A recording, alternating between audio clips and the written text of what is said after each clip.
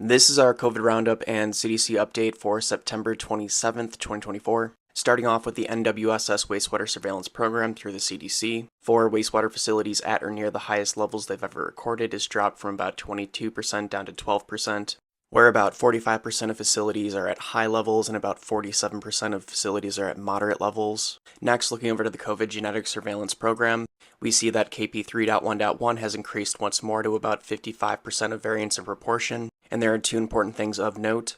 XEC has joined the board at 5.7% of variance in proportion. This is a massive jump from not even being on the board.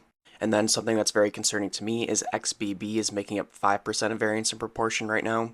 So this would be a re-emergence of the XBB lineage. So as a reminder, the XBB lineage is right here, and we had vaccines against XBB 1.5. That was in the 2023-2024 vaccine formula, the one prior to this year. And this situation right here is why it's very important to have our historic vaccine immunity, continuously getting the updated COVID vaccines. And that XEC variant is a combination of a flirt and a D-fluke variant, where they decided to put this under the KP3. And I think now is a great moment to reflect on the fact that VRBPAC, the ones who decided the COVID vaccine formulation, could have selected KP3. The FDA actually recommended selecting KP3, but they were of the mind that they did not want to be quote-unquote chasing variants. In my opinion, they're a bunch of cowards, because if KP3 was selected right now, we would have an incredibly well-matched COVID vaccine for the current variants in circulation. Moving on to Raj's COVID variant tracker, he's noting that XEC is up and KP3.1.1 is down, where we're seeing sharp decreases in the KP2 family, the KP3 family, and the LB1 family. And we currently have three top contenders for the next variant that could dominate the winter. We have KP1.1.3, which is very unlikely. It seems like it's slowing down, might be heading out soon. We have XEC, which seems to be the current top choice.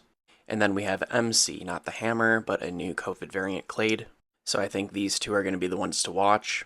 When we look over to Mike Honey's analysis for global COVID variants, we see that the KP3.1.1 is starting to make a sharp decline, appearing like it may have peaked and is now starting its way out, while globally XEC is sitting around 8% and is increasing rapidly, where in France it's currently about 25% of all COVID variants in circulation at this time, which makes it very likely that XEC is going to be our dominant COVID variant for this winter. Next, moving on to New York State's COVID wastewater surveillance. As a reminder, anything that is dark blue is low levels of COVID in the wastewater, anything that is light blue is moderate levels, and anything from yellow to bright red is high levels of COVID in the wastewater. Since last week, there's been a pretty precipitous drop in the COVID wastewater levels. For those wastewater facilities reporting at the highest levels, it's dropped from about 83% down to about 68% at the highest levels. Moving on to wastewater scan and the 28 reporting wastewater facilities in California, we're currently still seeing declining levels of COVID in the wastewater. I would say that we're solidly at moderate levels of COVID in the wastewater. And finally, looking over to our 148 reporting wastewater facilities across the US to wastewater scan. Interestingly, now we can see that we had that false signal like in California. So we had the high wastewater start declining, we had a small bump, and then it's declining once more. However, still across the US, we are at very high levels, and it's truly only a matter of time until we start the winter wave. So it's very likely that there's going to be little to no reprieve this year.